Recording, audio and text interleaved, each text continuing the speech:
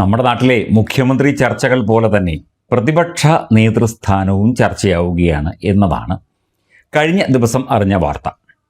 അതായത് KN ബാലഗോപാൽ അദ്ദേഹത്തിൻ്റെ സീനിയോറിറ്റിയും മറ്റും കണക്കാക്കി പ്രതിപക്ഷ നേതാവാകാനുള്ള സാധ്യത, മുഖ്യമന്ത്രി ആയിരുന്ന പിണറായി വിജയൻ പ്രതിപക്ഷ നേതാവാകാനുള്ള സാധ്യത ഇല്ലെങ്കിൽ അടുത്ത ചാൻസ് ബാലഗോപാലിന് തന്നെയാണ്. പക്ഷേ മരുമകനെ PA മുഹമ്മദ് റിയാസിനെ പ്രതിപക്ഷ നേതാവാക്കാനാണ് പിണറായിയുടെ ഉദ്ദേശം എന്ന് മനസ്സിലാകുന്നു, അല്ലെങ്കിൽ എന്നറിയുന്നു.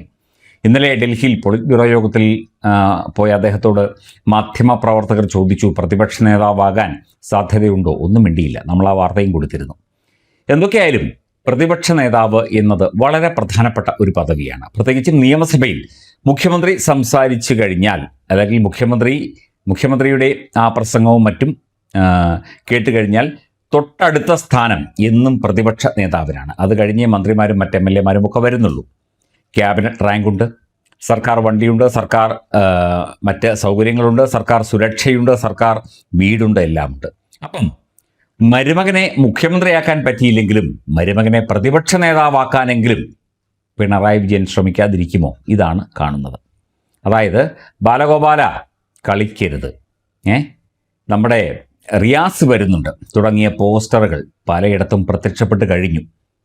KN ബാലഗോപാൽ ഒരു പാവമാണ്. അദ്ദേഹം ധനമന്ത്രിയായിട്ടൊക്കെ അദ്ദേഹം വിലസി എങ്കിലും അദ്ദേഹം അടിസ്ഥാനപരമായിട്ടൊരു പാവമാണ്. കുത്തിത്തിരിപ്പോ കാര്യങ്ങളോ ഒന്നും ഇല്ലാത്തൊരു വ്യക്തിയാണ്. കൊട്ടാരക്കരയിൽ നേരിയ ഭൂരിപക്ഷത്തിനാണ് ജയിച്ചത്.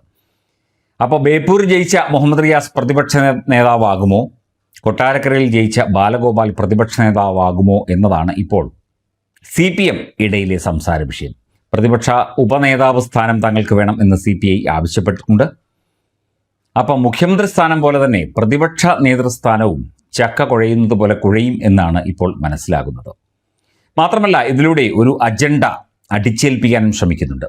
PA മുഹമ്മദ് റിയാസിനെ, സ്വന്തം മരുമകനെ ഒരു ലൈം ലൈറ്റിൽ നിർത്താനുള്ള, രാഷ്ട്രീയ ഭൂപടത്തിൽ അദ്ദേഹത്തിൻ്റെ പേരും അദ്ദേഹത്തിൻ്റെ പ്രവൃത്തിയും അടയാളപ്പെടുത്താനുള്ള ഒരു ശ്രമമാണ് പിണറായി വിജയൻ നടത്തിക്കൊണ്ടിരിക്കുന്നത് എന്നത് വ്യക്തം. ബാലഗോപാലിനെയൊക്കെ ഒതുക്കിയാൽ എന്താണ്, അദ്ദേഹം ഒതുങ്ങിയൊരു മൂലയ്ക്കിരിക്കും. PA മുഹമ്മദ് റിയാസ് മുൻ പ്രതിപക്ഷ നേതാവ്, അല്ലെങ്കിൽ പ്രതിപക്ഷത്തിനു വേണ്ടി ഘോരഘോരം വാദിക്കുന്ന സഖാവ് എന്നൊക്കെ പറഞ്ഞ് അദ്ദേഹത്തെ പാർട്ടിയിലും മുന്നണിയിലുമൊക്കെ പൊക്കിപ്പിടിക്കാനുള്ള, അദ്ദേഹത്തിന് എല്ലാവിധ ആനുകൂല്യങ്ങളും സർക്കാർ ആനുകൂല്യങ്ങളോടും കൂടി പ്രതിപക്ഷ നേതൃസ്ഥാനം അലങ്കരിക്കാനുള്ള പരിപാടിയായിട്ടാണ് പിണറായി വിജയനും കൂട്ടരും എത്തിയിരിക്കുന്നത്. CPM-ന് നാണവും മാനവും ഉണ്ടെങ്കിൽ KN ബാലഗോപാലിനെ പ്രതിപക്ഷ നേതാവാക്കണം. പ്രായമെങ്കിലും നോക്കണം, എക്സ്പീരിയൻസ് എങ്കിലും നോക്കണം. അദ്ദേഹം മുൻ MP ആണ്, റിയാസിനേക്കാൾ സീനിയോറിറ്റി ഉള്ള ആളാണ്, കൊട്ടാരക്കരയിൽ വ്യക്തമായ ഭൂരിപക്ഷത്തോടെ ജയിച്ച വ്യക്തിയാണ്. കുറഞ്ഞ ഭൂരിപക്ഷമാണ്, എന്നാൽ പോലും KN ബാലഗോപാൽ തന്നെയാണ് പ്രതിപക്ഷ നേതാവാകാൻ യോഗ്യൻ പിണറായി കഴിഞ്ഞാൽ.